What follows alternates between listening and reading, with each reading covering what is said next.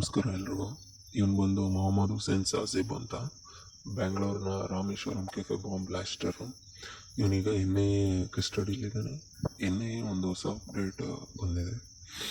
ಏನಂದರೆ ಇವ್ರ ಟಾರ್ಗೆಟ್ ಬಂದು ರಾಮೇಶ್ವರಂ ಕೆಫೆ ಅಲ್ವೇ ಅಲ್ಲ. ಫಸ್ಟ್ ಟಾರ್ಗೆಟ್ ಬಂದು ಬ್ಯಾಂಗ್ಳೂರಲ್ಲಿರೋ ಮಲ್ಲೇಶ್ವರಂನ BJP ಆಫೀಸು ಇದೆ ನೋಡಿ. BJP ಆಫೀಸು ಇದು ಫಸ್ಟ್ ಟಾರ್ಗೆಟ್ ಆಗಿತ್ತು.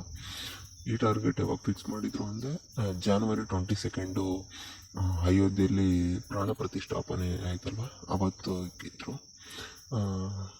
ಅವತ್ತು ಈ ಆಫೀಸಲ್ಲಿ ಬ್ಲಾಸ್ಟ್ ಮಾಡಬೇಕು ಅಂತ ಅಂದ್ಕೊಂಡಿದ್ರು. ಬಟ್ ಏನೋ ಆಗಿಲ್ಲ ಅನಿಸುತ್ತೆ. ಬಟ್ ಅದಾದಮೇಲೆ ರಾಮೇಶ್ವರಂ ಕೆಫೆಯಲ್ಲಿ ಬಾಂಬ್ ಬ್ಲಾಸ್ಟ್ನ ಪ್ಲ್ಯಾನ್ ಮಾಡಿದರು.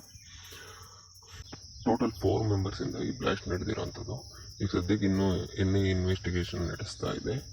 NIA ನೆಕ್ಸ್ಟ್ ಅಪ್ಡೇಟ್ ಏನಾದರೂ ಕೊಟ್ಟರೆ ನಾನು ನಿಮಗೆ ತಿಳಿಸ್ಕೊಡ್ತೀನಿ.